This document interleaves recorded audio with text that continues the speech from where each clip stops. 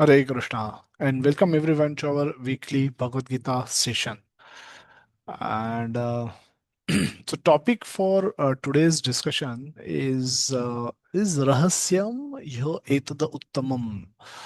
Now we're talking about Rahasya. Rahasya is secret, something very confidential, something which is not easily understandable, something that needs interpretation, deliberation, deep diving, brainstorming. So a lot of these words comes to our mind when we think of something as a rahasya, as a something very secretive. So let's deep dive into what this rahasya, and that is Uttamam. Uttama is the good, better, best. Uttamam is the best. The best. So that rahasya is not ordinary. It's Uttamam. Uttamam is the superlative degree, the best. Rahasyam is also superlative, and Uttamam is also is there's just normal, ordinary rahasya, but Rahasyam is again the deeper rahasya, and then Uttamam is the best rahasya. So let's understand what is this all about in our study of Bhagavad Gita. We want to be how Arjuna looks on the right hand side. The purpose of studying Bhagavad Gita is to not only just learn Sanskrit, not only just to learn some tricks that are taught by Krishna, not only to use this book as a motivational book, not only to use this book only for the purpose of learning English, only for the purpose of learning Sanskrit, only for the purpose of learning politics. Uh, Different users, different writers of Bhagavad Gita have written different commentaries on Bhagavad Gita, and each of those writers have written according to their own whims and fancies. And this is the point that will be focused on in today's discussion, at least in the initial few verses, wherein Prabhupada highlights that what is the role of a writer on any, if you're writing any commentary on Bhagavad Gita, what is it that is your duty? And if you don't do justice to your duty, you're doing injustice to the scripture, because this is scriptural interpretation. This is, you don't have freedom to do whatever you want to do. So you must write according to what the scripture wants you to write. What is the intent of the original speaker, that must come out of your writing. And if that happens correctly, um, then the transformation, that book become transformational book. Otherwise, it just becomes a ordinary book, a mundane book, an entertaining book, but not a transformative book. So we want all of us to transform using Bhagavad Gita, and hence we are discussing Bhagavad Gita as it is written by Srila Prabhupada. We are on the battlefield. This picture we should never forget. Every day we fight battle. We are fighting battle with our own mind, our own situations, our own circumstances, our own family members, our own friends, our own boss, our own business, our own studies.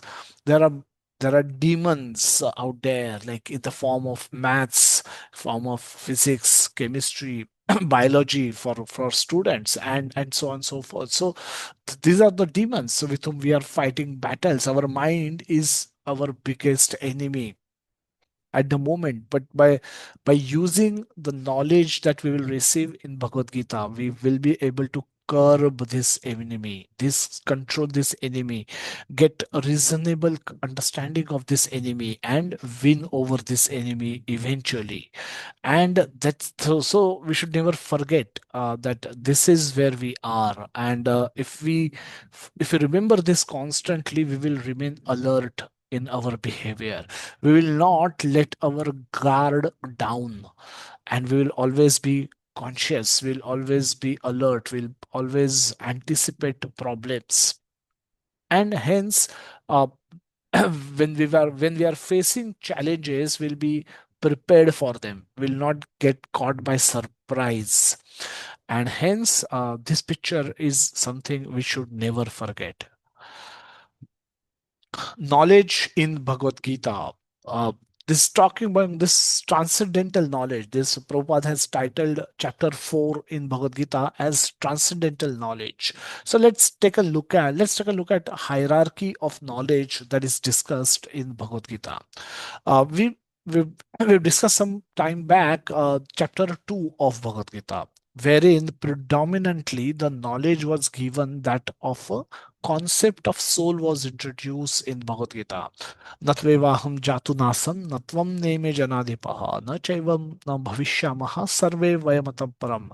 So understand, O Arjuna, when Arjuna was lamenting, Krishna spoke like this, and then he spoke that dehinosmin yatha dehe kaumaram yauvanam jara tatha dehantar praptir dhiras tatra namohyati. Arjuna, become a dhira. You are worried about killing these bodies, but that body is this the element in that body which is driving this body, that spirit soul, you cannot kill, and that soul will actually get a new body. So it is beneficial for these people to to get killed in this war, because they will get newer body, which are younger body, which could be, and their journey continues. So they are all on a journey, they are all spiritual beings, they are on a journey, and that journey will continue even after the destruction of their present body. Now, and we discuss various aspects of this statement by Krishna. Does it give free license for everyone and anyone to go and kill anybody's body? No. Uh, you should do it with authority. A judge can write a statement saying giving death penalty to a criminal, but just judge cannot do it out of his own whims and fancy. Judge has to justify his decision, make his decision based on evidence placed before him. So so this is not does not give us a free license to kill anyone and everyone. But so that is how we understand that concept of soul. We also concept concept of soul also make us aware of our reality, or aware of our own identity.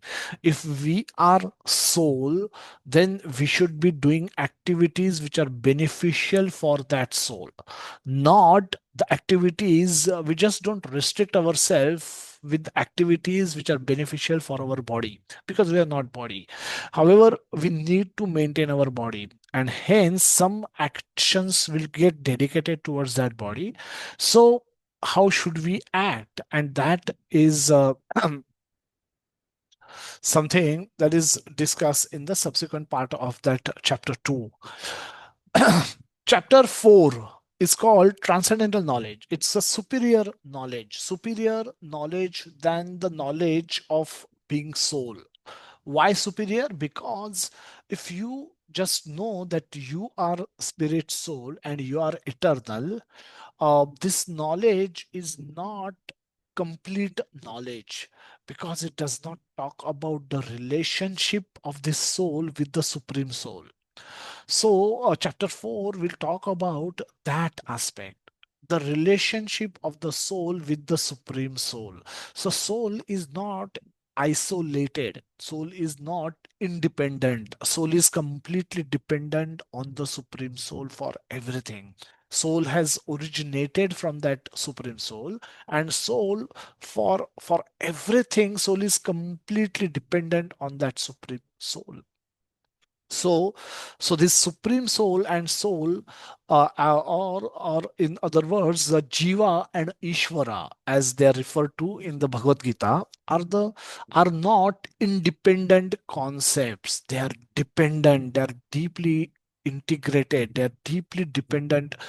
One is dependent on another. The Jiva is dependent completely on the Ishvara. And this chapter will reveal more information about this relationship. So that's why this is titled as the transcendental knowledge. better than this, higher than this transferential knowledge is called confidential knowledge. In the chapter 7 of Bhagavad Gita, we will discuss this.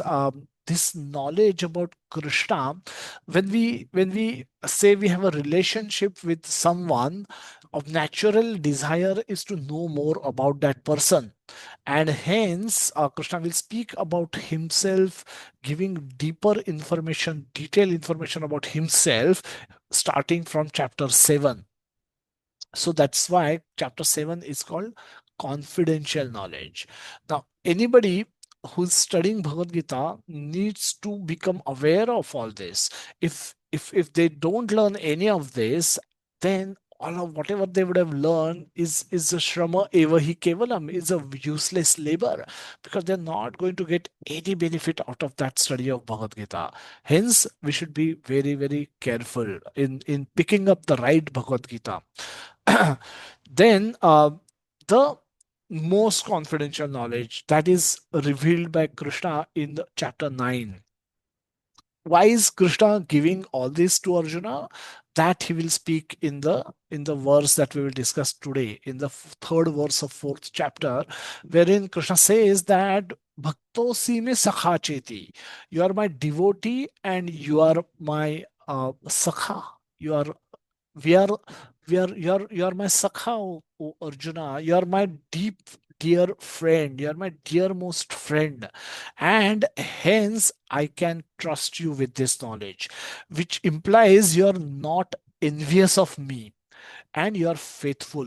The 4.31 and 4.32, we discussed these two verses where Krishna says that those who are faithful and those who are non-envious, and they can act, and if they act according to my instruction, they will benefit. Otherwise, for others, all their effort will be lost.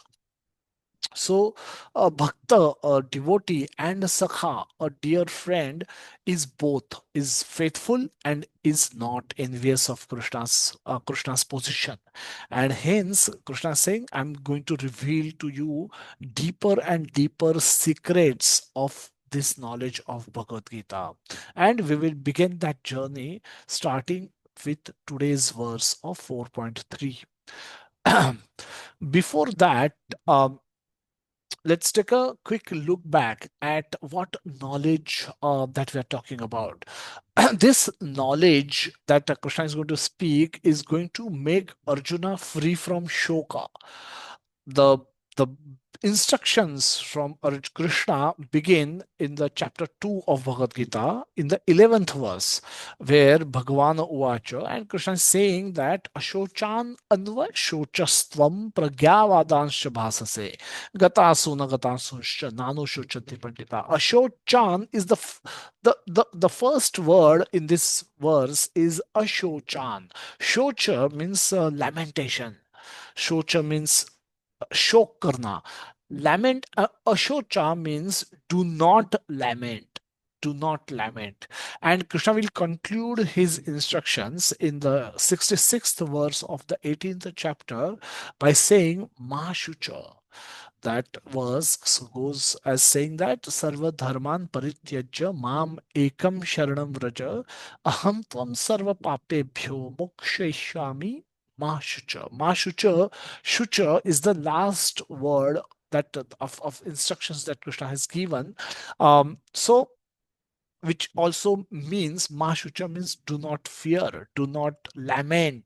So from the first verse and the last verse, both talk about freedom from lamentation, freedom from misery, freedom from anxiety, freedom from distress, freedom from depression and anxiety in the modern world. So Krishna is giving this knowledge he found Arjuna in the distress condition, and he wants Arjuna to become free, and therefore he spoke the entire Bhagavad Gita between 2.11 and 18.66. The whole Bhagavad Gita is spoken to make Arjuna free of this shoka, free of this lamenting situation that he was in. And did Arjuna came out of that lamentation? Of course, we will find it out during today's session.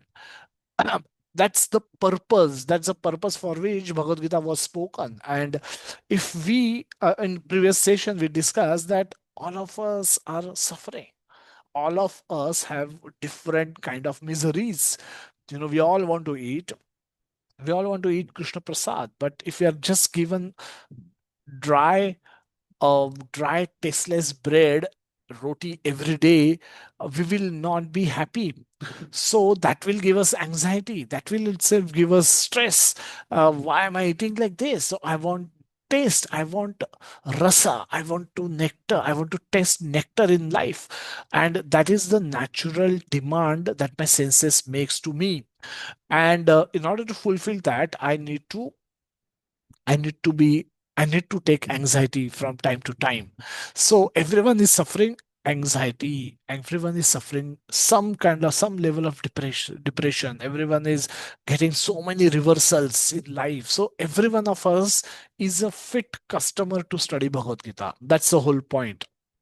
Not to make you feel more depressed, but the point is you recognize your sick condition and approach Bhagavad Gita, because this is what Krishna is going to do. Ashochananva shocha swam. Mashucha.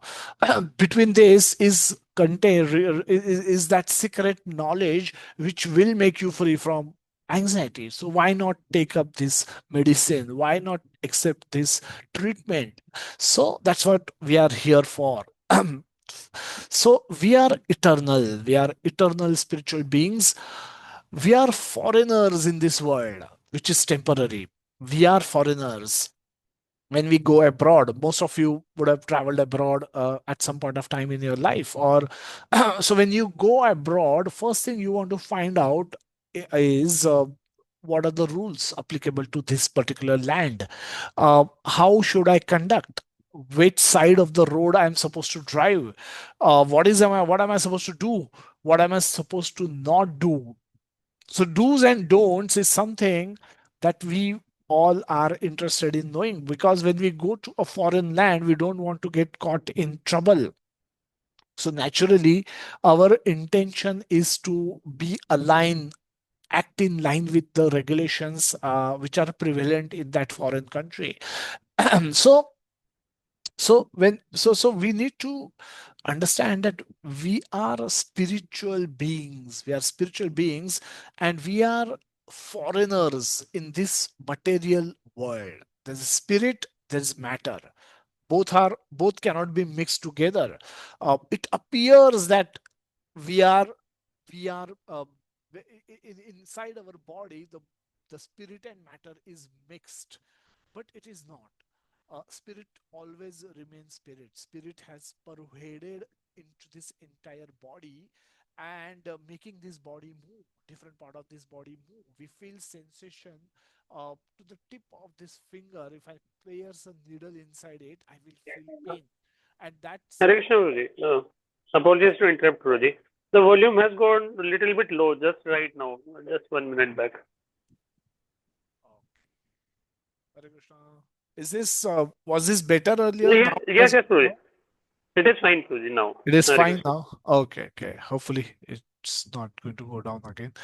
Because for this volume, I don't unless the internet goes, the volume will remain as is, should remain as is, because the position of microphone has not changed. So uh, hopefully you're able to hear. But feel free to interrupt if in case any one of you feel that volume is low. Okay, so this is where we are. So we are eternal spiritual beings caught up in this foreign land, which is made up of matter. Uh, we have got nothing to do with this matter. The body, we are going to give up this body at some stage in our life, and we are going to accept another body. But this journey, and this is in principle the reason why we should figure out what are we supposed to do while we are inside this body. Now this is the question that will bring us to the point where we learn, unless we learn the scriptures, nowhere it will be taught. No matter what your educational qualification is. I'm a chartered accountant. I have never learned anything like this, that my actions will lead to a karma phala, and which is going to bind me in this world. uh, so we need to learn scriptures. So we want, if we are in a foreign land, we need to go to a source who will tell me how to behave in this foreign land, what actions to be done and what actions to be avoided. So our actions for self enjoyment or self pleasure produce a fruit or karma phala which bind us in this world. So if you binding means some kind of a bondage, some kind of a restrictions in our actions, is like something similar to you being put in jail. Now suppose if you happen to go to other country like say Saudi Arabia, will you want to get caught in jail of Saudi Arabia at any given point of time? You might have gone there for business, pleasure, tourist, whatever could be your, whatever capacity you travel there, or even Dubai, or even America. Take any country. Will you be? You may go there for whatever the purpose, but will you ever be interested in getting visiting their jail for any reason? Hopefully no. uh, so so this is exactly what is our condition is. We have come to this foreign land, and we have not inquired sufficiently how to behave in this foreign land, and hence our actions have got us caught up into the cycle of repeated birth and repeated death. How do we know this? Scriptures tell us that your actions produce a phala, a fruit, and different actions will produce different fruits, good, bad, and ugly, all kind of fruits. And in order to enjoy or suffer the reactions of that fruit, we are forced to accept another body. The proof of the law of karma being in action is the reality that all of us have different conditions. All of us are born in different conditions. All of us are in a race. The ground rule of the race is that all participants should start from the same starting point. A cricket match, every team has to start with a zero. If one team comes to bat and they have zero, the other team comes to bat, they have 200 to start, 200 kind of a score to start with. It's unfair. But in the reality, we see everything is unfair. I'm born in a family where my parents were struggling to make both ends meet, and many of my friends were born in the families where there was a lot of money. I got my bicycle at the age of 15, but my friends were driving bicycle from the age of 10. Is not life unfair? Is life not unfair? Of course it is unfair. Are why everyone don't get the same starting point? Because everyone is bound by their karmic reactions, and this is basic difference that we would have all noticed. But many of my friends were extremely low in their intelligence. Many of my friends even couldn't complete 10 standard. They working as labor class people. They continue driving autos, or continue to work as in labor industry.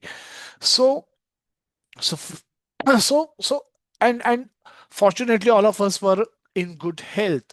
But we see, look around, people, many people are born with extremely poor health, extremely poor uh, financial condition, bad looks. um, so so so we get to realize that not everyone gets the same starting point. Not every child taking birth in this world does not get the same starting point in terms of look, qualities, talents, skills. They are all different. We are all different, and some have so much gifted. We call them gifted people. And so much, and there are so many who are ordinary. They doesn't seems to have anything in specific, anything special to showcase. So all of us have different starting point, and law of karma is only the accurate description, the reason, the explanation why we all have different starting point. Had law of karma not been there, everybody should have got the same starting point. But because of law of karma, we all lead our life in different ways. All of us are subjected to different types of pleasures and pains in life, and completely unpredictable, completely uncontrollable by us. So we are bound in this world. And of course, after giving up this body, which new body we will get, again, we have no control over it. So this controlless situation of ours is like a helpless situation, just that of a child hanging in the womb of a mother. And we are as selfless, as helpless as that child. We're just subjected to these brutalities of life, one after another, and we're just trying to find some pleasures in between the two miseries. That's beyond that, our condition is not better. So, um, so this is where we are. So actions, but so when we come to the scriptures, we say, we the scriptures will teach us that that's correct, that the law of karma exists, but it is not as bad as one thinks. There is silver lining available to us. There is a ray of hope available to us. What are these? What is that? That is also explained in the same Bhagavad Gita in the previous chapters, that actions performed as per Krishna's instructions in Bhagavad Gita, or as an offering to him for his pleasure, they don't produce any karma phala. And not only that, they also help us delete or extinguish the previous accumulated fruits. So the life is not all that black completely. There is a ray of hope that Krishna has offered us. He says, but if you act according to my instructions, then not only your previous karma will get destroyed, those new actions will not produce new karma. Why not do it? Why not accept it? He says, if you'll do it, you can do it only if you're faithful to me and you're not envious of me. Only these two qualifications. What's big deal? Let's become faithful to Krishna. Let's become non-envious of Krishna. Let's start loving Krishna. And then our actions can have both these benefits. Otherwise, we are caught up here. We are caught up in this miserable condition. So, since we are in foreign land, we must follow rules applicable for the foreigners. Just like when you will go to America, you will drive on the right hand side of the road. So you will try to follow and not get caught up in any problem, any trouble, by following all the rules that are applicable for the foreigners. Similarly, because we are in this foreign land of material world, we should also follow all the instructions given in Bhagavad Gita. So for that, we should learn Bhagavad Gita. Bhagavad Gita is the only place in the entire world where you will find all these rules beautifully summarized and explained by Srila Prabhupada. That's the significance of this book called Bhagavad Gita as it is written by Srila Prabhupada. Krishna has said that a cycle of sacrifice is prescribed by Krishna for all the foreigners. And that cycle must be followed by everyone. Why? Because we are in foreign land. We are in Krishna's home. We are in where everything is owned and controlled by Krishna. If we take anything, we should take it with his permission. It's simple rule, right? If I go to anybody's home, I can't just lift and shift things from there and start consuming it as per my wish. The master of that home, which I should bless, I should beg for his permission. I cannot just assume if food is there, I must go and eat it because I'm hungry. That's not sufficient qualification to eat the food, because that food is inside the home of one master. So I must ask. So this is common sense. There's no rocket science, and so we must go and seek permission from that master, and then take the food. That is what Krishna will explain in the verses in the chapter 3, that we must eat to survive. And what we so how what should we eat? We should eat what we can offer, sattvic food prepared by sattvic ingredients only, and we must offer before we consume, or else we become thief and our actions become sinful eating. A society of sinful thieves cannot be happy. No secret in no secret in understanding why today's society is miserable, why everybody is suffering with depression, because we are sinful thieves. चोर है हम और वो भी sinful. So act of sacrifice implies self-regulation. Act of sacrifice implies self-regulation. Sacrifice, the word itself is what you can enjoy, you're giving it up for a higher reason. By definition, sacrifice means what you can otherwise enjoy, you're giving it up for some higher purpose. Now that requires, in this is to be followed for in every walk of life, in everything, right, starting from right from the food to everything else. And hence, now this act of sacrifice can be pinchy, can make us little uncomfortable, can make us think, is it really required? क्या सचमुच कोई देख रहा है कि ये unnecessary, मैं I'm trying to follow the rule, but everybody else seems to be breaking the rules and nothing seems to be happening to them. Am I really supposed to do this? Or am I am I exaggerating the instructions of Bhagavad Gita? Maybe they don't mean anything. No, we must know the proof of pudding is in understanding the law of karma, seeing the variety in this world, seeing the miserable condition of this world, seeing the different pattern of pleasure and pains that people get in life. All of that is because of the law of karma.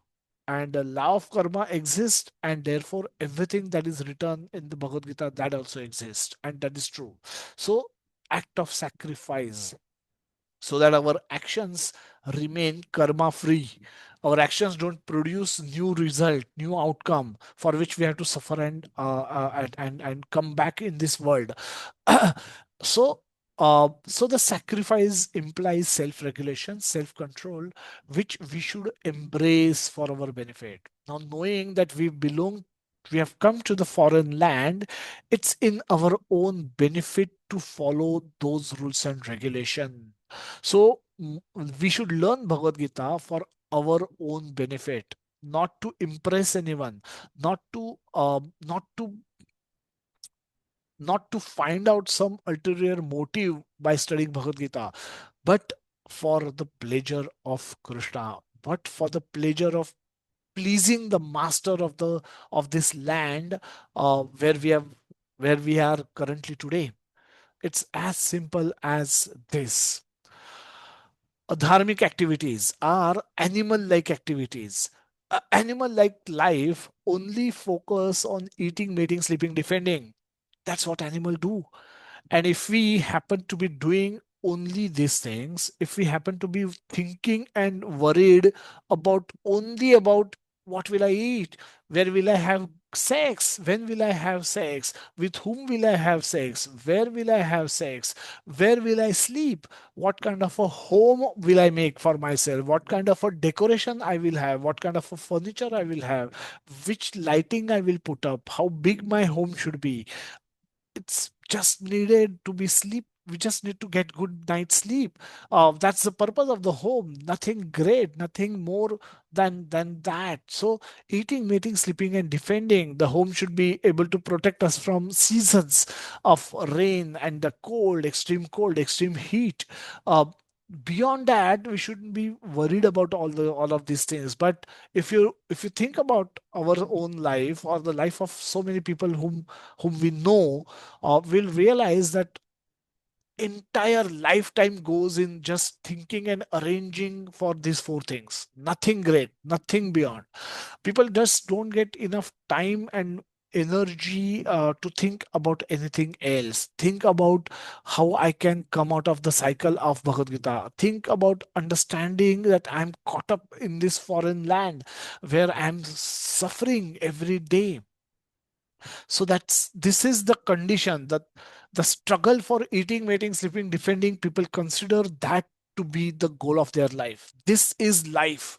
And if you are able to make nice arrangements for yourself, for eating, mating, sleeping, defending, your life can be considered successful.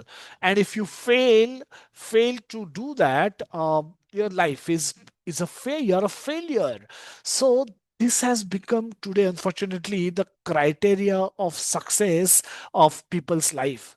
And that's why everyone is living like an animal. This is animal life. And hence we must accept the instructions of Bhagavad Gita to rise above this, to rise above the come out of this.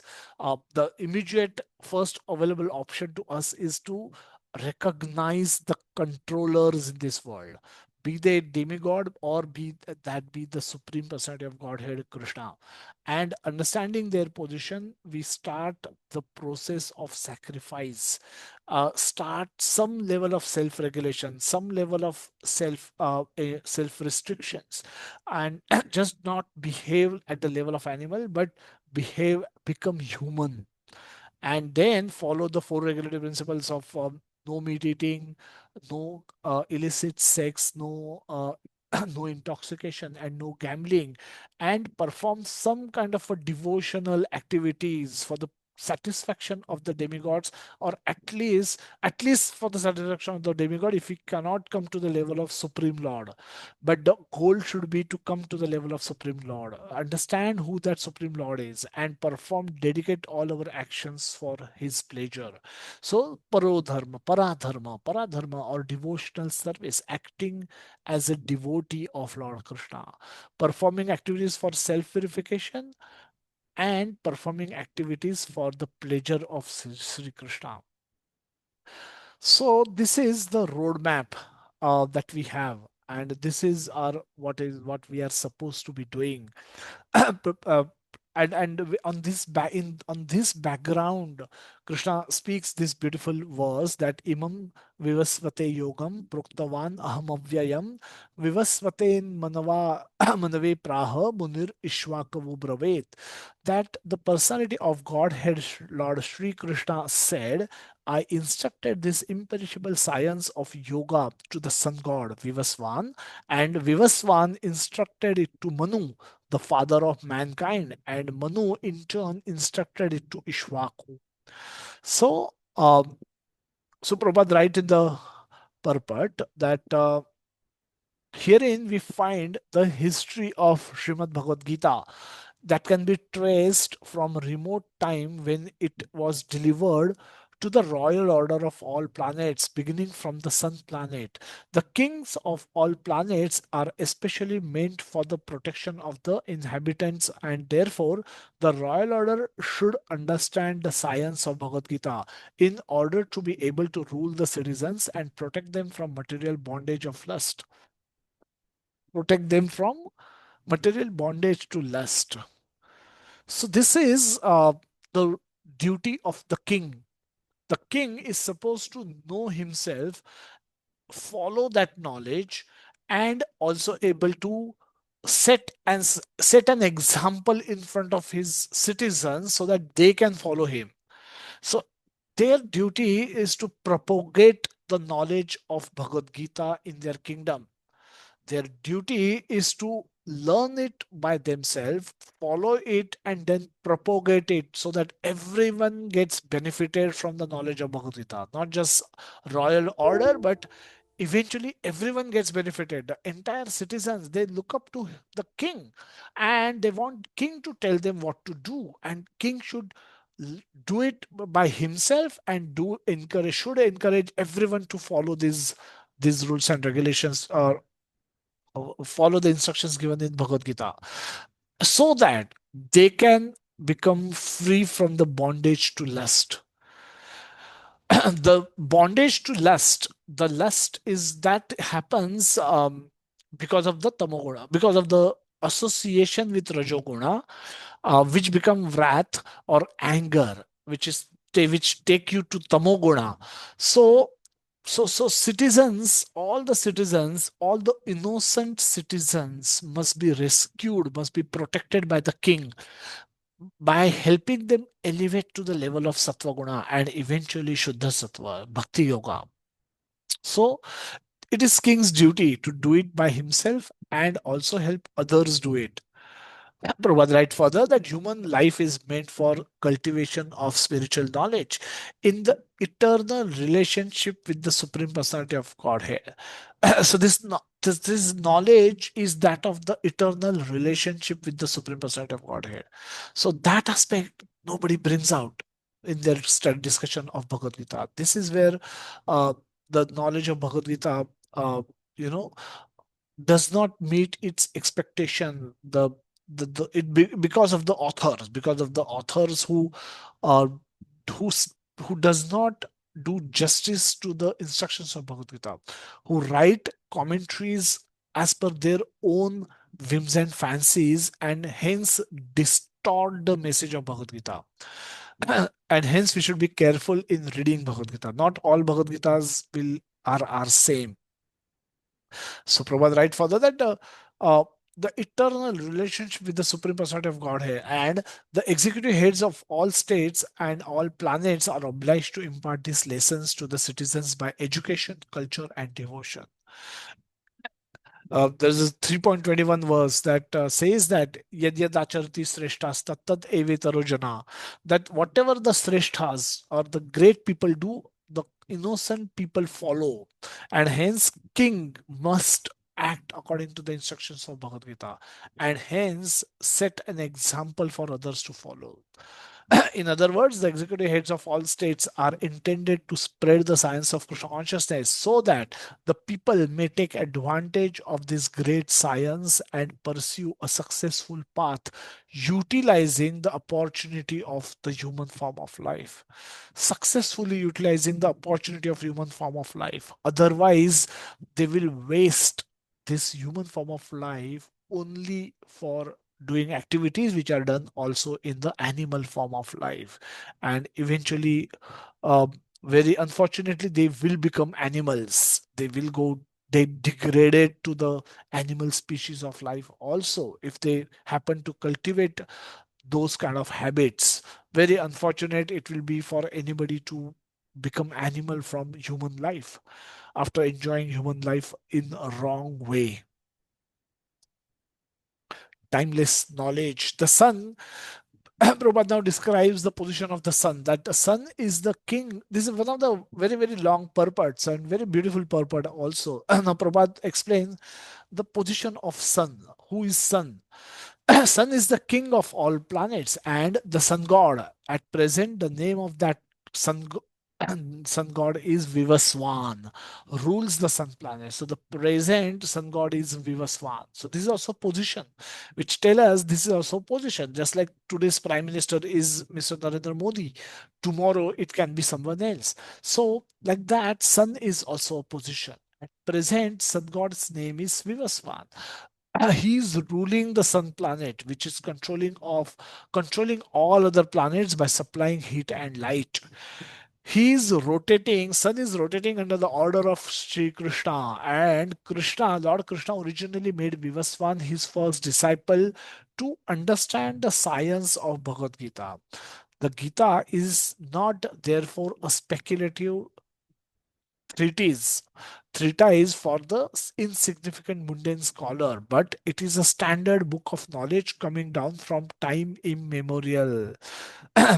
Now, in terms of time, Prabhupada go further in analyzing that time factor and by giving the summary of all the yugas. Kali Yuga. Kali Yuga is supposed to last for 432,000 years. Before this, there was a Dwapar Yuga which lasted for 800,000 years, 8 lakh years. And before that, there was a Treta Yuga which lasted for 12 lakh years. And before, so thus the sum of 20 lakh 5,000 years ago, Manu spoke the Bhagavad Gita to his disciple and son Maharaj Ishwaku, the king of this planet. The age of current Manu is calculated to last some 305 million 300,000 years, of which only 120 million years have passed. Now, accepting that before the birth of Manu, Gita was spoken by Lord to his disciple Sun God, Vivaswan. Because Vivaswan, I spoke this knowledge at the beginning of creation, I spoke this knowledge to Sun God, who gave it to Manu, and Manu gave it to Ishwaku. This is how Krishna is explaining. Now, by that calculation, at least this Bhagavad Gita was spoken at least 120 million years ago, and it's been extinct for about 2 million years ago. And so 120 million years of earthly years back, this Bhagavad Gita was originally spoken to sun god Vivaswan. So this is the history of Bhagavad Gita. Uh, this is not concocted knowledge on the battlefield just to satisfy Arjuna's questions. So that is the kind of history that we have in Bhagavad. So that's what makes Bhagavad Gita extraordinary science, extraordinary scientific knowledge, scientific evidence is there. It was respoken by the Lord again to Arjuna about 5,000 years ago. That is the rough estimate of the history of Gita according to the speaker, Lord Sri Krishna. So, what does it tell us about Krishna, which is to which we can understand? What does all this history of Bhagavad Gita tells us about the position of Lord Krishna? Can anybody like to share their thoughts? What does this history of Bhagavad Gita tell us about the position of Lord Krishna? Hare Krishna Prabhuji, Yes, it tells us basically that Lord Krishna is the Supreme Personality of Godhead. okay, is okay, yeah. Thank you so much, Gokul Prabhuji. Hare Krishna, Prabhu, it's like the position of Lord is told in Bhagavad Gita as like when we are observing, we can, so when we go through it, we can understand that it's told in every perspective, like he is the supreme controller of everything and he is the creator of everything, like he has no start or end. And he is the supreme personality of Godhead, like everything that happens in the world is completely under his control. Yeah, and correct. So that basically establishes the position of Krishna to be the supreme personality of Godhead. Because if he was not just an ordinary human being, uh, present on the battlefield of Kurukshetra. He was not just a chariot driver. He was not just a distant relative of Arjuna. He was just not like a somebody who was just like so many children are born. He is not just like born somebody who was born to the parent of like Vasudev Devki or Nanda Yashoda. He appeared, and this is what he will reveal in this beautiful chapter, that he appeared by his own will, and he existed when none of this existed. None of those people existed. uh, At the beginning of creation, when he spoke this knowledge, the same Krishna is present. The same Krishna who spoke this knowledge to sun god is the same Krishna, same person who is now present and speaking this knowledge to Arjuna to re-establish the parampara which was broken. It was re-spoken by Lord again. So the Lord has remained the same. So that is that establishes the position of Krishna. That Krishna is not a ordinary, just like another human being present.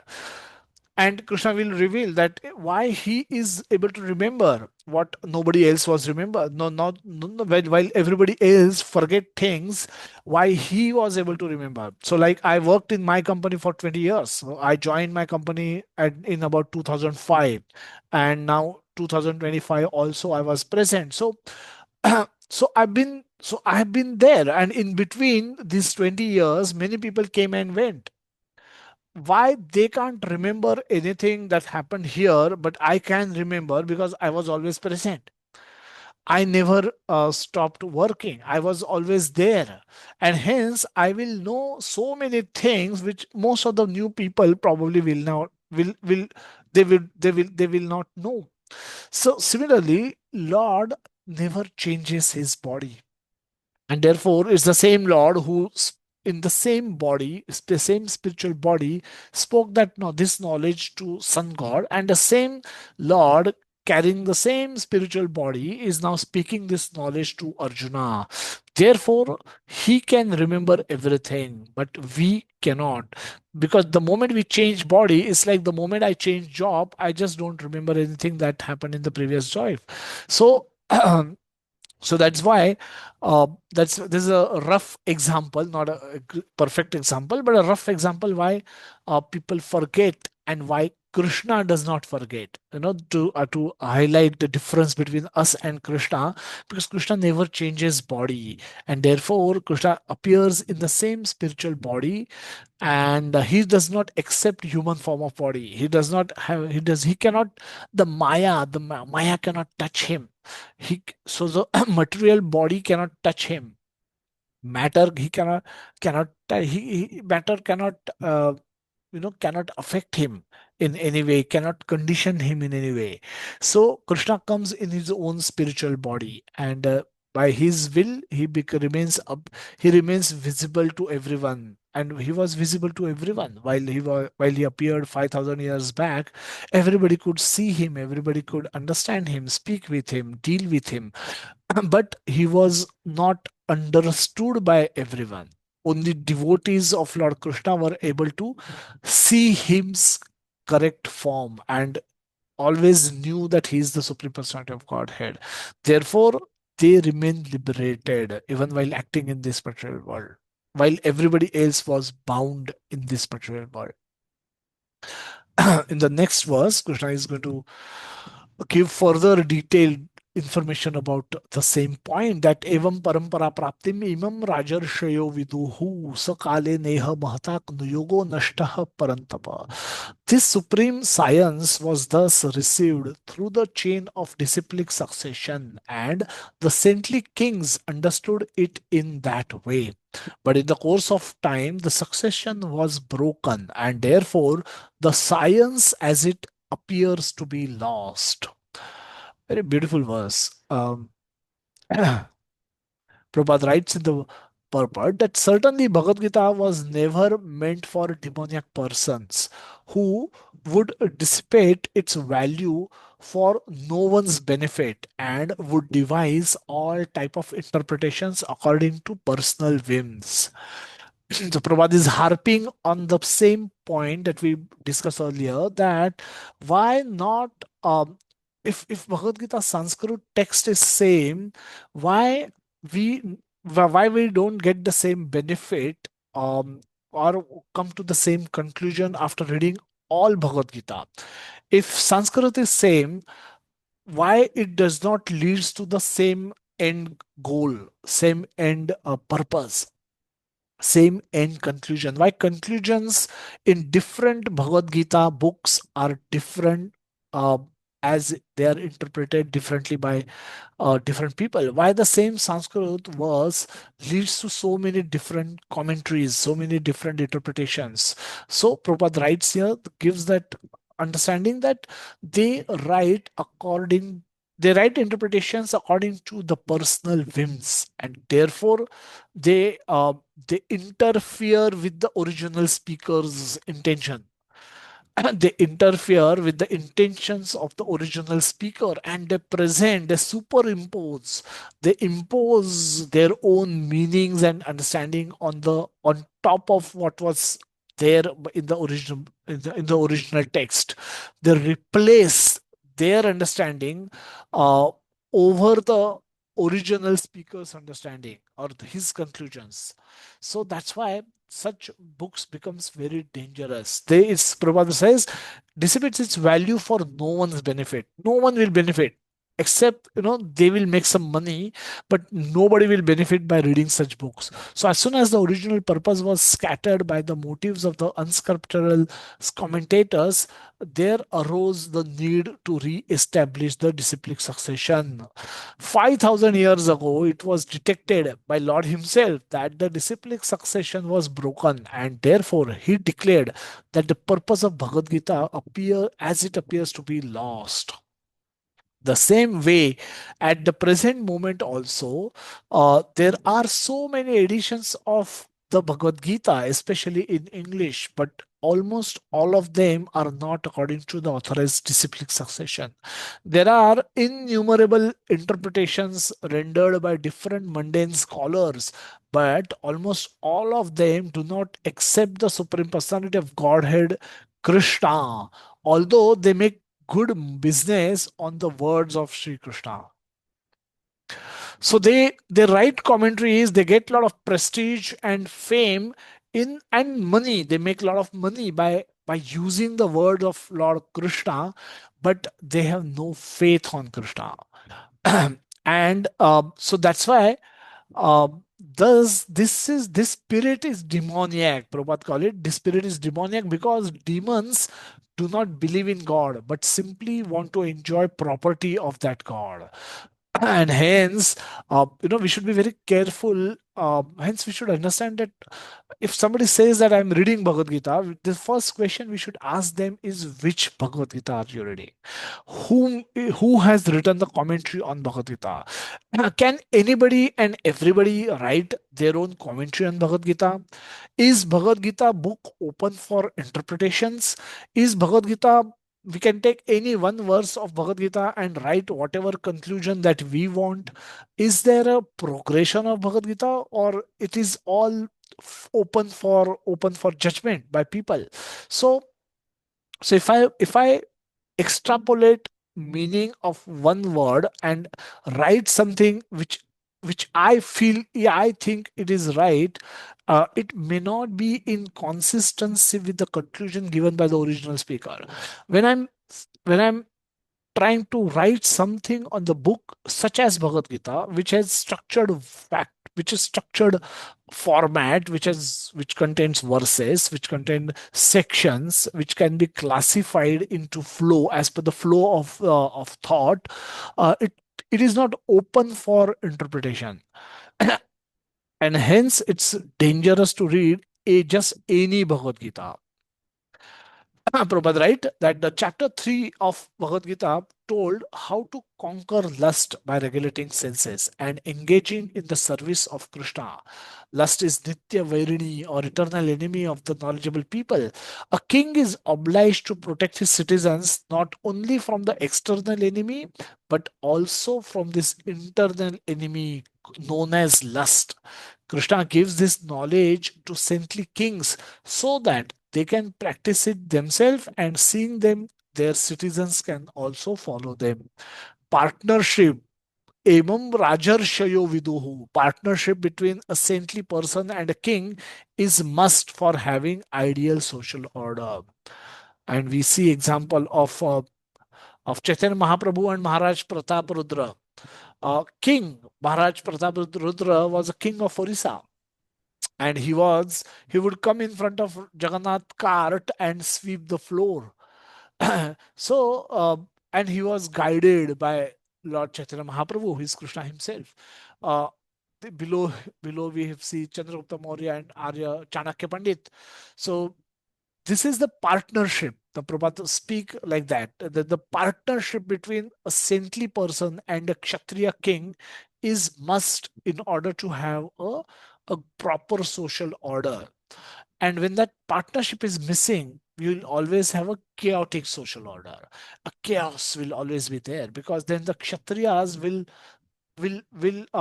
become unrestricted, unchecked, unrestricted in terms of their behavior.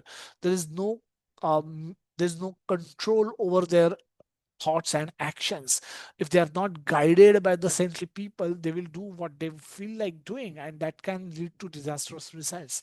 So those kshatriyas who are not functioning under the guidance of devotees are actually dangerous, and hence we must have a good partnership between a rajarshi, a raja who is like a rishi, or a rishi who's like a saintly king, a person who is a king, who's a kshatriya, but he has a saintly mind. He is a saintly minded person, and who's believing, who believe in saint, who respect saints, who follow their orders, and such king is ideal king. And so we see these examples. Samrat Ashok was acting under the guidance of Bhagwan Buddha, and so on and so forth. So there are many such examples in the history. Even the Lord Ramachandra had Vasishtha and Vishwamitra for guiding him. Uh, so uh, so s- this partnership has been given a lot of importance. Why? Because if this partnership is missing, if a saintly person is missing in your life, you will end up leading a life only for the purpose of sense gratification. There's a very great danger that you will not realize the knowledge of Bhagavad Gita. You will not learn the knowledge of Bhagavad Gita. And hence, you will end up wasting your life in simply eating, mating, sleeping, defending. And that is what a Kshatriya will do if he is not guided by a saintly person. And this is what we will do if in our life we are not guided by devotees, if we are not guided by the instructions of Bhagavad Gita, which we should try to follow under the instructions of devotees. So saintly person's significance is highlighted in this verse here. Prabhupada, right? Further, that the knowledge of Bhagavad Gita is not freshly taught by Krishna on the battlefield exclusively for Arjuna. In Brahma Samhita 5.52, it is stated that the Lord Brahma said, "Let me worship the Supreme Personality of Godhead, Govinda, Krishna, who is the original person and under whose order the sun, which is the king of all planet, is assuming immense power and heat.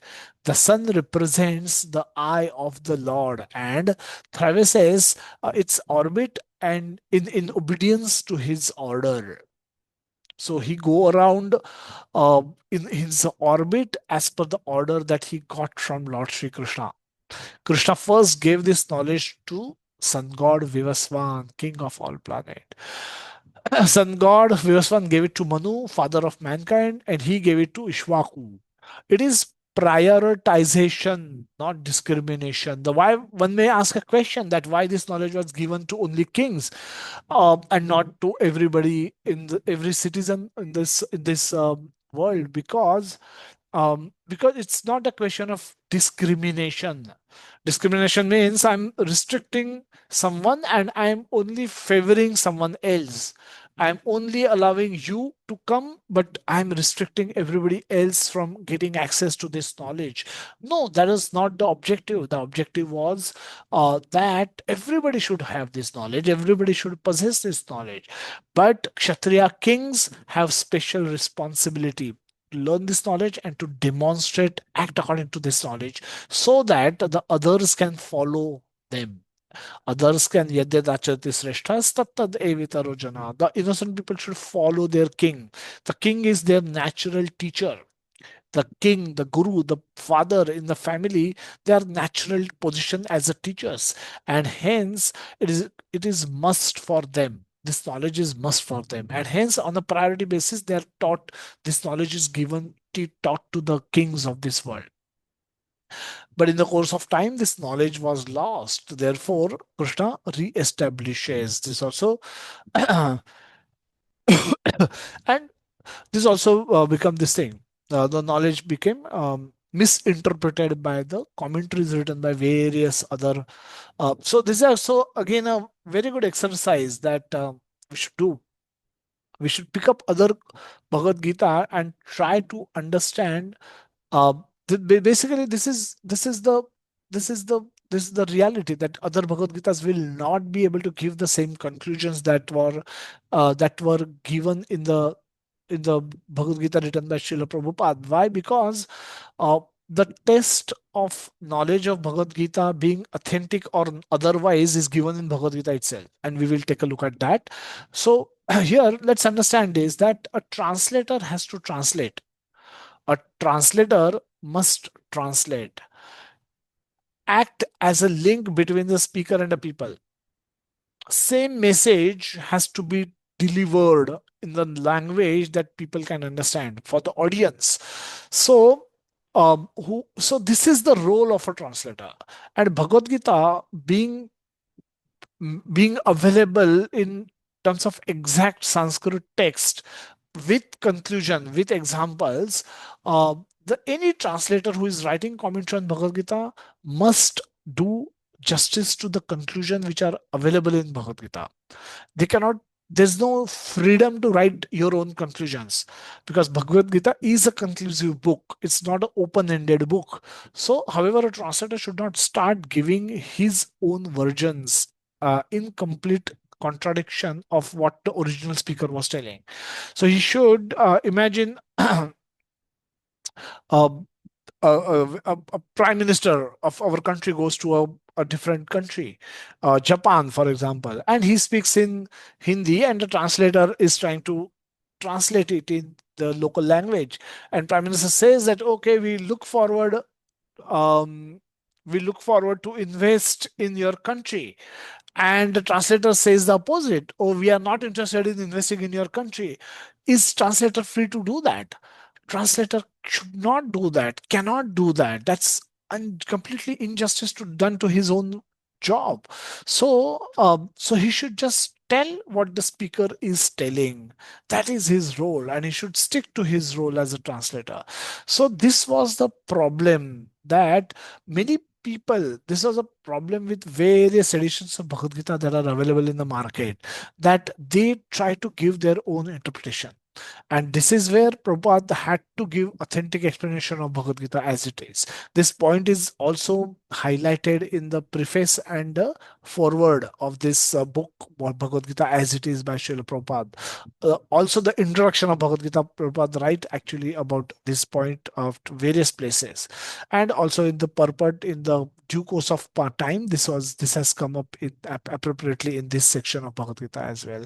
Each writer tried propagating their own philosophy using words of Krishna, which was wrong. So, Prabhupada is calling out that very loud and clear way that how should be our mood, what should be, how one, we should be careful in picking up the copy of Bhagavad Gita. We should not go outside. We should read only the copy of Bhagavad Gita that is available by given by Srila Prabhupada and nothing else. स एवाय मया तेद्य योगः प्रोक्तः पुरातनः भक्तोऽसि मे सखा चेति रहस्यम ह्यो एतद उत्तमम्. That very ancient science of this relationship with the Supreme is today told by me to you because you are my devotee as well as my friend and can therefore understand the transcendental mystery of this science. The many important words in this beautiful verse, Bhakto si me sakha cheti. That's yoga proktah puratanaha. This is ancient science.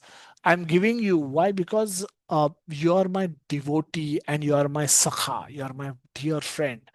And what am I giving you? Rahasyam etad uttamam. Uttama rahasya. Best of the secrets I'm handing over to you. Because you are my devotee and you are my sakha. You are my beloved friend, and you are not envious of me, and you are faithful to me. And so this is the secret. So we should also become faithful towards Lord. We should become devotees of Lord. And then we will be able to understand the instructions by Lord by his mercy. There are two classes of men, Prabhupada write in the purport of this verse, that one, namely the devotee and the demon. The Lord selected Arjuna as the recipient of this great science owing to his being a devotee of the Lord. But for the demon, it is not possible to understand this great mysterious science. Therefore, there are a number of editions of this great book of knowledge available in the market. Some of them have commentaries by the devotees, and some of them have commentaries by the demons. Commentation by the devotees is real, whereas that of demon is useless. Arjuna accepts Krishna as the Supreme Personality of Godhead, and any commentary on the Gita following in the footsteps of Arjuna is a real devotional service to the cause of this great science. The demoniac, however, do not accept Lord Krishna as he is. Instead, they they concoct something about Krishna and mislead general readers from the path of Krishna's instructions. Here is a warning about such misleading path. One should try to follow the disciplic succession from Arjuna and thus be benefited by this great science of Srimad Bhagavad Gita. Krishna, Rahasyam ya etad Uttamam. Krishna can only be understood when he reveals himself. Now, Krishna is the Supreme Personality of Godhead, and we can understand Krishna not by our intelligence. We cannot understand Krishna by our own intelligence. Otherwise, we become superior to Krishna. If we could understood Krishna by our own endeavor alone, then we so Krishna becomes subordinate to us. But that is not the case. Krishna at multiple places has mentioned that in the 10.10.10, Tesham satata yuktanam bhajatam priti purvakam dadami buddhi yogam tvam yena mam upayantite. Yena mam upayantite means by which they can come to me, by which the living entities, the humans can come to me. Uh, when will they come to me? How can they come to me? When I give them extra intelligence. Dadami buddhi yogam tvam. I have to give them extra intelligence so that they can understand me properly and become my devotee and thereby come to me. And when will I give this extra intelligence? So Krishna has given us some level of intelligence as per our law of karma.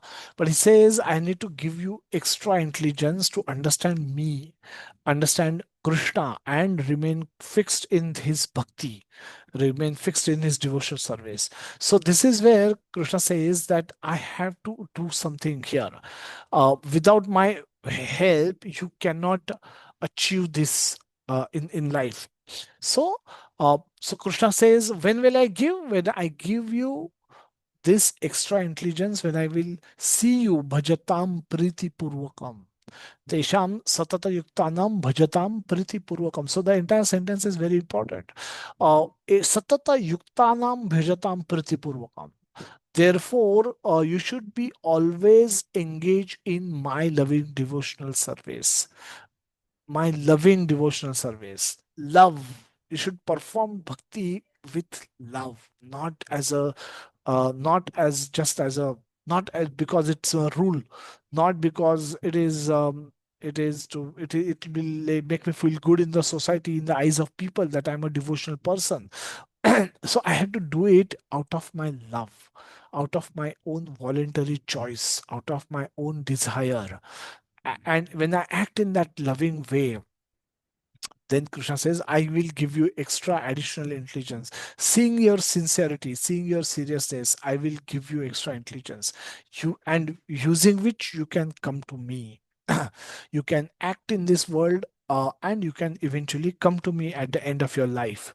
So So Krishna's supremacy cannot be challenged. Krishna can only be understood when he reveals himself to us. So we are dependent on Krishna for getting any understanding out of his words. So if we are thinking we are understanding Bhagavad Gita a little bit today, it is because Krishna has given us additional intelligence, the Dami Buddhi Yogam Tvam. That Krishna has done that, because of which only we can understand little bit of Bhagavad Gita today, and which implies that Krishna is happy seeing our actions. Krishna is seeing, thinking that of us being uh, tesham satata yuktanam bhajatam priti purvakam type people. Now we may not be of that type, but uh, Krishna has accepted our sincerity, our seriousness, whatever we have shown. He has accepted it, and because he has accepted it, he has given us that additional intelligence. Because he has given that intelligence, we are able to make sense of Bhagavad Gita words, and thereby we are able to act according to those instructions. So all of this, we should see Krishna's mercy in this. It's not by our intelligence we are able to understand. Because of Krishna's mercy, we are able to understand. So when we see Krishna's hand in our understanding of Bhagavad Gita, we can see Krishna's hand in everything in our life, but especially in understanding the words of Bhagavad Gita, and using which knowledge, we are trying to improve, implement these words into our life. So this is possible because Krishna has recognized us as serious devotees, sincere devotees, trying to act according to his instructions. So he's encouraged by our behavior. Ye yatha mam prapadyante, another beautiful verse which will come in the 11th verse, as 11th verse in the 4th chapter, that ye yatha mam prapadyante tam sathaiva bhajamayam. I reciprocate as you reciprocate, I will reciprocate. As you will act, I will reciprocate. So reciprocal Krishna is a reciprocal Krishna. Uh, so that's what we are supposed to be. This is how we are supposed to understand that that Krishna's position is so supreme that we will understand only when He will reveal. He will choose us to. He choose himself to be understood by us, and then only we will understand little bit of meanings of Bhagavad Gita also. So he tells now in Bhagavad Gita that he reveals only to a devotee and one who is related to him as a sakha or as a friend.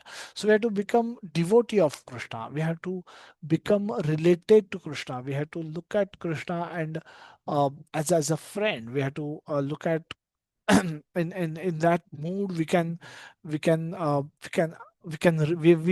are all related with Krishna, and our relationship with Krishna will ultimately get revealed to us at later stage in bhakti. But for now, we are servants of Krishna. We are related with Krishna in terms of our service to Krishna. No matter what is our relationship with Krishna in the spiritual world, it will be that of a service in nature. And hence, today, I'll let us relate with Krishna in the mood of service, and try to become in that mood. Try to become devotee of Krishna. So the devotee of Krishna and service of servant of Krishna, these two qualification, if we demonstrate, then Krishna can become pleased with us and give us extra intelligence to understand him. Uh, he cannot be understood by anyone with his knowledge or effort alone. We need specific qualifications to understand the subject. Example is a university topper can be a very respectable person, but he still need a valid train ticket to travel in train. uh, you cannot say I'm a university topper, everyone loves me, respect me, and accept me as their guru. Therefore, I should not I can travel without train in airplane or train. No, I need I need a specific ticket. So similarly, no matter who we are in our material life, no matter what is our position in the material life, when it comes to spirituality, we start from zero. We start from zero. Hence, we should We could be great in some other field, but we should become a humble student when it comes to the learning of spiritual knowledge. That's the point Prabhupada is trying to make there. Similarly, people knowing Sanskrit, a lot of people say that they are Sanskrit experts, so they must be knowing Bhagavad Gita also. Now, this is false, because just by knowing Sanskrit, one cannot become devotee of Krishna.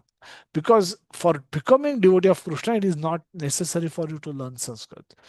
So, uh, the example is in English, the English and physics. Now, both books are written in the language English, in India especially, that you see that both books are written in English. But does it mean that English professor can go and teach in the physics, quantum physics, in the physics classroom? No, the answer is no. Why? Because even though the both subjects are written in English, the subject matters itself are completely different, and hence only a physics professor can teach quantum physics, not English professor, even though both books are written in English. So similarly, you person with demoniac mentality, and maybe even though if he may be having a very high position in the society, he he is not doesn't become authority to comment on Bhagavad Gita. Why Prabhupada is giving this? Because all those people who wrote commentaries on Bhagavad Gita were considered great people, from the material point of view. Some of those were big political leaders, nationwide, worldwide famous political leaders. Some of them are, in today's time, some of them are motivational speakers, some of them are life coach, as they call it. And so many of them are utilizing the instructions of Bhagavad Gita and giving their own interpretation to the innocent people. And and this is how they are trying to make money. Some people will write books, some people will do social media activity, and some people will do other type of activities in order to make, utilize the knowledge of Krishna without giving credit to Krishna, and making a lot of money out of it in the process. So people with demoniac mentality will do these things. uh, they only wish to enjoy the property of Lord by ignoring the Lord. That again, such people cannot accept Krishna as the supreme Lord.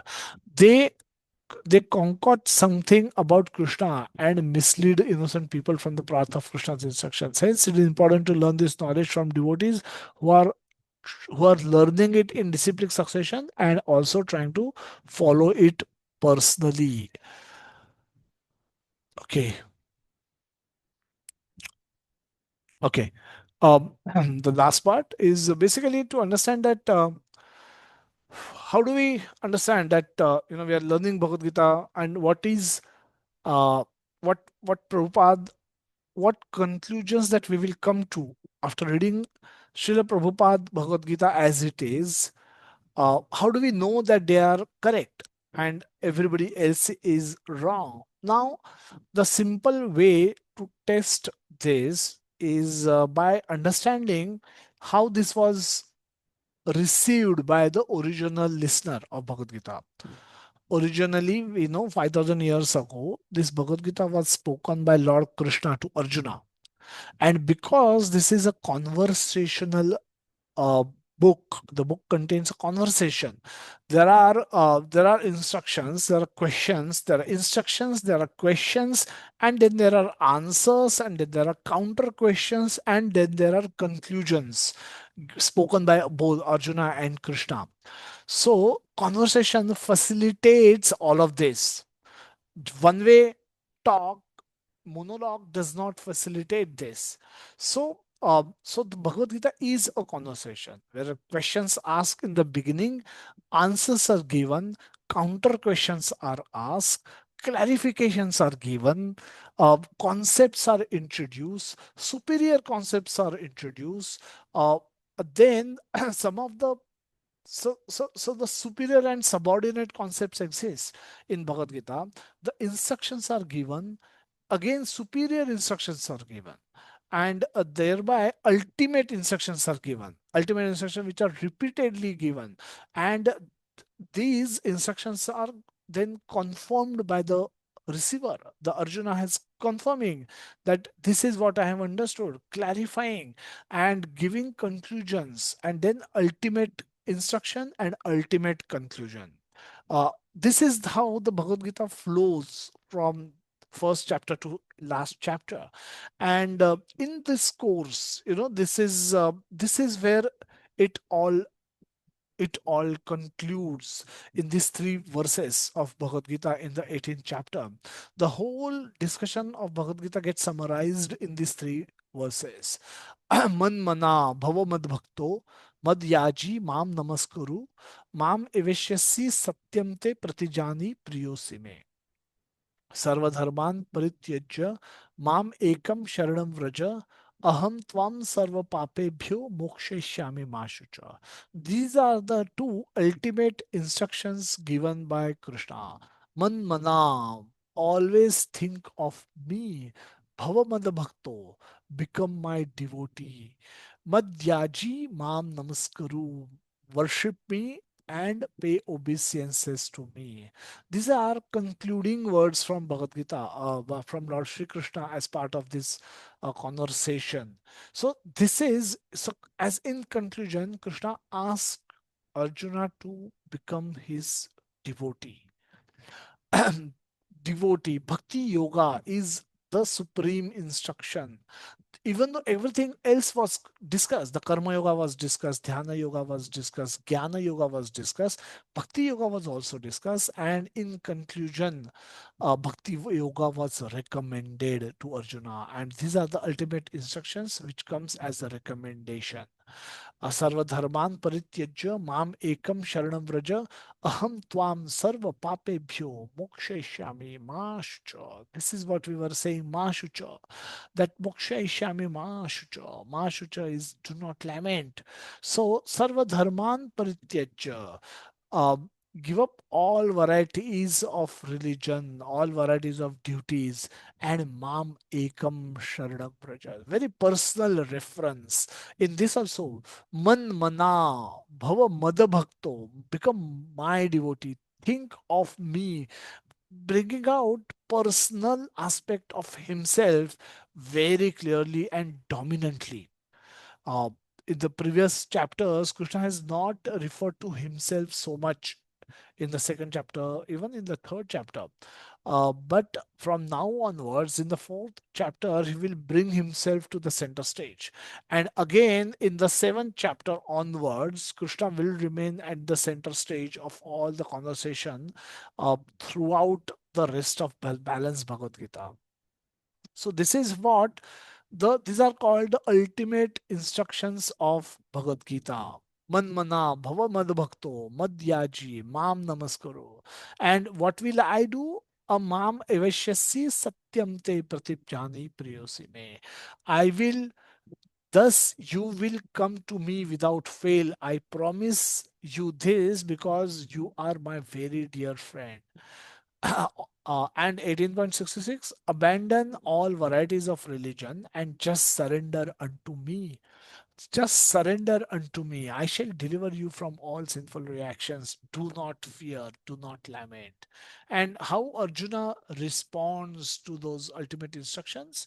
Arjuna is saying, Nashto moha, Nashto moha smritir labdva, tvat prasadan maya achyuta. Sthitosmi gata sandeha, karishye vachanam tava. Arjuna is saying, Arjuna said, my dear Lord Krishna, O infallible one, my illusion is now gone. I have regained my memory by your mercy, and I am now firm and free from doubt, and I am prepared to act according to your instructions. I am prepared to act according to your instructions. Uh, Karishye vachanam tava. Karishye vachanam tava. Now, when Prabhupada, people read Prabhupada book, so many American, European devotees, they read Prabhupada books of Srimad Bhagavatam and Bhagavad Gita commentaries by written by Srila Prabhupada.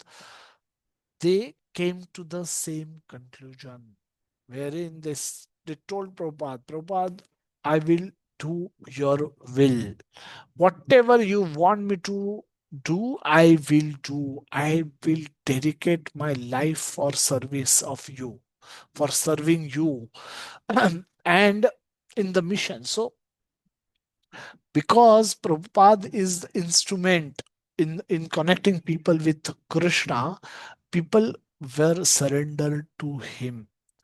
uh, Hundreds and thousands of devotees surrendered to Srila Prabhupada in his mission, and worked in his mission, dedicate their life for the propagation of the mission of ISKCON, because they understood Bhagavad Gita exactly the same way as it was understood by Krishna.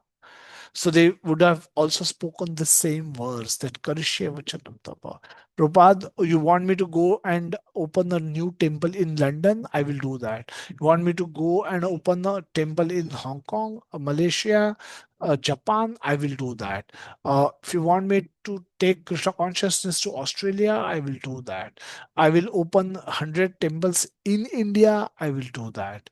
So this is how devotees of who are the early disciples of Srila Prabhupada acted in that way, acted in the same way as Arjuna acted. Arjuna said Karishya Vachanam Tava, and he actually did whatever Krishna told him to do.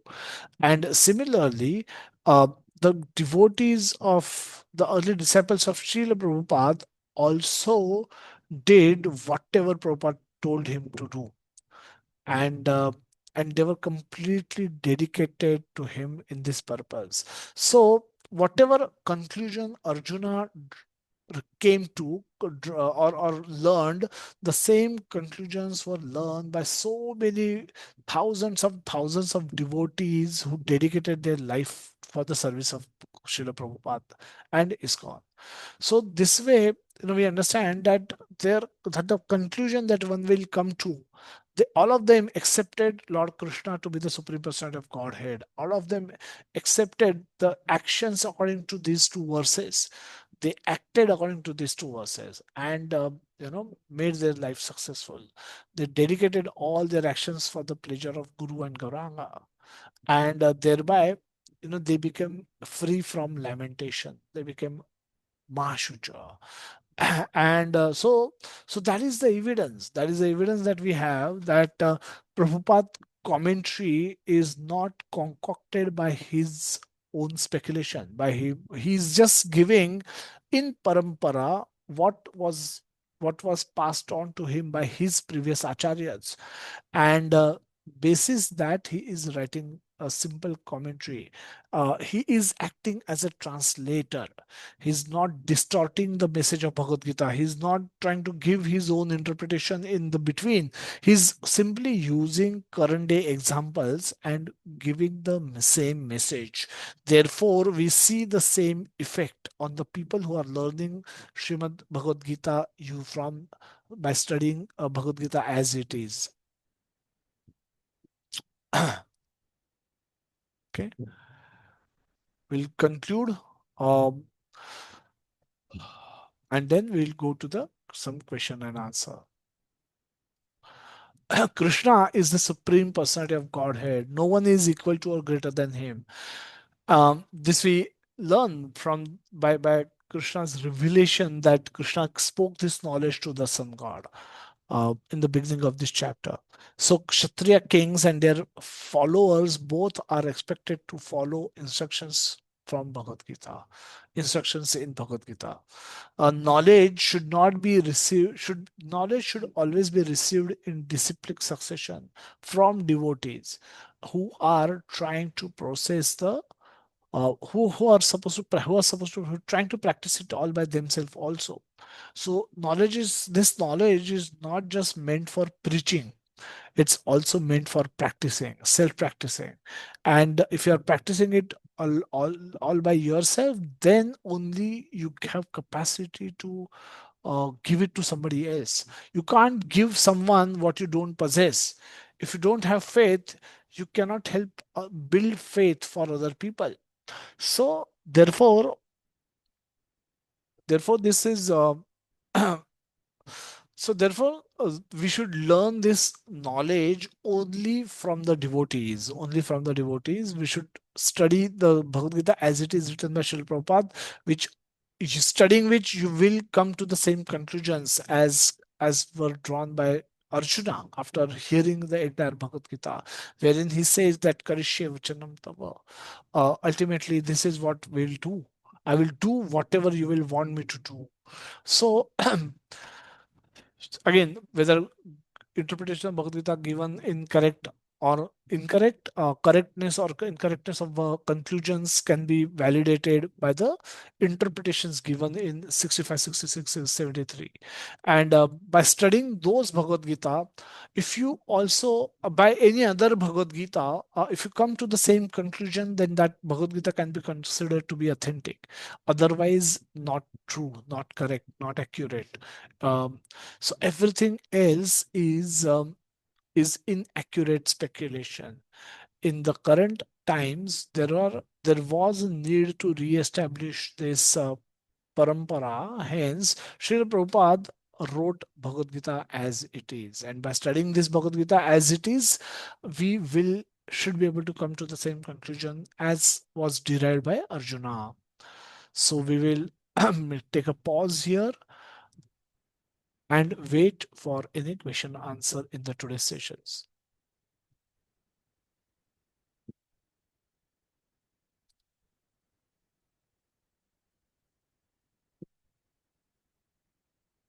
Yes, Anurag Prabhuji.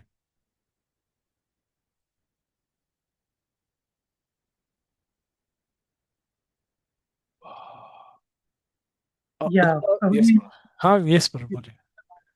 can you hear me? Yes, I can hear you, sir. So basically, Prabhuji, this is what you explained today. This is what Prabhupada is trying to convey. Any commentary on Bhagavad Gita is can be considered authentic only when across the whole commentary, it is very clearly specified and agreed and established that Lord Krishna is the Supreme Godhead, number one. And number two, all the activities and everything are supposed to be devoted to Him for whatever it is being done. So, is that the basic premise on which we are supposed to judge whether the commentary is authentic? Yes or no? And that is what Srila Prabhupada is trying to say. Is my understanding correct? Yes, Anurag. So that understanding is correct. Basically, the the conclusion should be same, because Sanskrit text is same, and the origin. What was the intent of the original speaker and the original listener? When our intent matches with them, then we can easily conclude that we have understood it in the same way as it was understood by Arjuna, because of then our conclusions are also similar to the ones which are arrived at by Arjuna after hearing entire Bhagavad Gita. If our if we are coming to some other conclusions, which means the instructions got distorted somewhere in between, and that distortions could come by way of introducing or by treating Krishna as an ordinary person, uh, wherein Krishna's personal uh, dominance is very clearly visible in the last two verses. Manmana bhava mad bhakto madhyachi mam namaskuru. He's not saying that he's very clear. Antakale cha mam evam. So he's been very clear. Now he's the whole Bhagavad Gita instructions as we progress is not to just make Arjuna fight. That was a very, very, very small one of the side effects of speaking Bhagavad Gita. It was Arjuna to fight and conclude the war, win the war. In the 11th chapter, he will say that you just become nimitta matra bhava savyasachi. Just become nimitta matra. If by my order, my will, if I desire these people to be killed, I will have them killed anyway. you become instrument because you are a kshatriya, and this is you are fighting this battle for the righteous reason. You will become famous if you fight this war, and I want my devotees to be glorified, and hence I want you to fight. Because I'm supreme personality of Godhead, I decide who will live how much. I will, and that's how, if these people are going to be killed today, I will have them killed in any way. I don't need you, but I want you to become instrument. That's how Krishna explains, and that's how. But if a commentator, if any commentator of Bhagavad Gita is ignoring these aspects, the personal aspects of personal dealings between Krishna and Arjuna, the positioning of Krishna, if they ignore that, then their comment by reading those commentaries, we will never be able to come to the conclusion that Krishna is supreme personality of Godhead. And devotion to Krishna, Bhakti Yoga, is the supreme dharma for the living entities, because what was spoken in the 18.65 and 66 is simple Bhakti Yoga. In simple words, that is what Bhakti Yoga is all about. Manmana, Bhava Mad Bhakto, Madhyachi, worship me, pay obeisances to me, always think of me. What is all this? This is Bhakti Yoga. So, if the Krishna is the supreme personality of Godhead, and loving devotional service to Krishna is the ultimate dharma of living entity, and all our actions, all our desires should be surrendered to Krishna, and we should do according to the instructions of Krishna. Now, if these conclusions of one is not able to derive after study of Bhagavad Gita, then uh, it is possible only when the instructions are distorted by the writers of commentaries of Bhagavad Gita. And that is what happens by when you read most of the other commentaries of Bhagavad Gita. Therefore, Prabhupada writes that comments that some interpretations are given by devotees, which will be authentic, because devotees will glorify Lord. Devotees will write write the accurate commentary of the Lord, as it is intended by the Lord, as it is understood by Arjuna. So their commentaries will be in consistency with the original speaker and the original listener. Others may end up giving their own conclusions and their own interpretations and their own final conclusions. So that's how we need to be very careful in picking up our Bhagavad Gita copy, and not. And I personally would have also tried studying many Bhagavad Gita versions, and and this was one of the none of those gave a clear mandate. None of those could clearly establish what one needs to do, and what is a practical way of taking up to the instructions of Bhagavad Gita, or following the instructions of Bhagavad Gita in our life.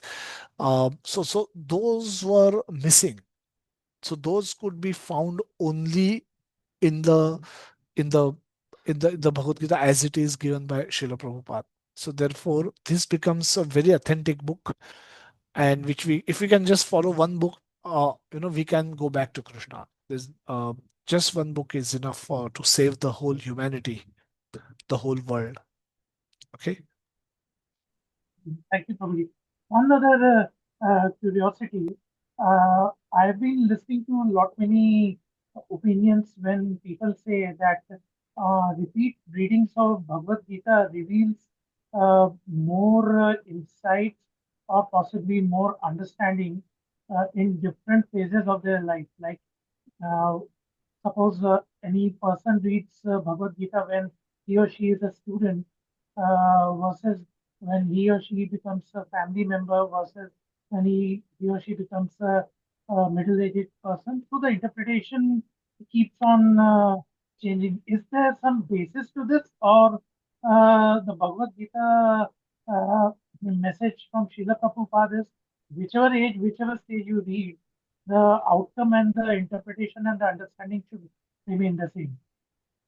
Yeah, so thank you. So again, a very nice question. And I personally have also contemplated quite a lot on this particular aspect of Bhagavad Gita. Srila Prabhupada was once asked which book you will like to translate again, and his answer was Srimad Bhagavad Gita. Um, now he had already published Bhagavad Gita. Entire Bhagavad Gita was published as it is, was published in 1972. But he had a desire to write another commentary on Bhagavad Gita. For example, I can give a simple example that the Dehinos bin Yatha Dehe verse uh, can make you can give you some basic understanding of Punarjanma. You know, can in if you're reading this interpretation in your youth, very exciting, right? Reincarnation and somebody at the age of 6 talking about their past life, very accurate descriptions, amazing. Doctors are puzzled how it can happen, uh, कैसे हो सकता है ऐसे, and they're trying to research on that child. uh, Psychologists are trying to work on that child, try to figure out how can she gather all that kind of such accurate information, and ultimately they conclude that probably, and so this is the reincarnation is a very exciting topic, and this verse tell us about that dehantara, transition from one body to another body. In your youth, maybe this can be very exciting to learn. From studying the same verse, we learn this concept. At a later stage in your life, you learning the same verse, you can come to the conclusion that I have to anyway give this body. So should I be really attached to everything else connected with the body? Now, the previous understanding is also there, but now I'm building on that understanding. I'm asking myself a question: should I get so much bothered by so many things going on around and in connection with this body? My relatives are not talking to me. My children are not listening to me. My wife not listening to me. Uh, I'm having a hard time at job. My positions are reducing. Or my should I be should I just be adding to my bank balance? Should I be just adding to my cars? Should I really put a stop somewhere? And and because everything else I have to give up anyway at the end of this body, how much really focus should I be on the possessions of this body, accumulate possessions for this body?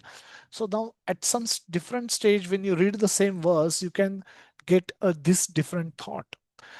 At later stage comes a stage when some of your loved ones leave their body. Using the same verse, you can now deal with that situation in much better way. The verse is same, Sanskrit is same, but this dehantara, now you have seen it's happening right in front of your eyes when your loved ones depart, leaves their body, and then you realize that this is dehantara. The new ones arrived in your family and the old ones leave their body in front of you. When you deal with those situations, you get to realize the deeper meaning of this verse, that this is dehantara. uh, I should be I should not be overly overly feel experience the misery. There will be some in there will be some sorrow that will be there. Naturally, I will feel when my loved ones depart, uh, or when at later stage when my time will come to leave this body. I can remember this verse and uh, I can understand that this I'm not the body anyway. I have to. How long will I stay in this body? Uh, a a old building which is about to collapse. At some stage, the local municipality people will come and evacuate everyone from that building. They'll say they'll kick you out of that building. Say that you can't stay here. This building will collapse anytime. So similarly, we will get thrown out of our bodies at some later stage, and reading the same verse, we can be prepared for that eventuality, because anyway we are We don't belong to this body anyway. The body doesn't belong to us either. We just picked up, we are given this body by the elements of nature, by the nature, under the instructions of Krishna. So the same verse in different stage of our life reveals different meanings to us, and and each of those are valid. It's not that one is valid, the other one become invalid, because that's how this is the book is. This Bhagavad Gita is considered to be, it's live scripture. It's not just book. The Bhagavad Gita will reveal different and deeper meanings to us as we approach it. Ye yatha mam prapadyante is not different from Krishna. So in different situations, you will read different verses, will reveal you different meanings, and that's what makes the reading of Bhagavad Gita a lifelong exercise. We know people have read Bhagavad Gita for more than 100 times, because they relish the deeper, newer and newer meanings that they get from the reading of Bhagavad Gita. And all of those are not wrong, as so long as they are in consistency with the ultimate conclusion. So this is how we understand that this is how the book reveals newer and deeper meanings at the same time. So book is not static, book is dynamic. At the same time, the end message, the conclusion is fixed. So the journey is dynamic, but the end goal is fixed. That is, become devotee of Krishna, surrender to Krishna, and act as per the instructions of Krishna. And that is the conclusion. So long as we reach the same conclusions, the route that we will take to reach that peak of the mountain peak remains the same. No, Mount Everest, the peak is the same. Everyone may follow different path, and all path will lead to that peak, as long as we are on the correct. We are guided by the correct devotees, correct expert devotees who are there and been doing that. But that is how the different stage of our life actually end up revealing different meanings of the same verses of Bhagavad Gita, which can help us guide through the different difficult situations that we interface in our life. Hopefully, Prabhuji, that was helpful. Thank you very much. That was very comforting and convincing. Thank you, Prabhuji. Thank you so much, Prabhuji.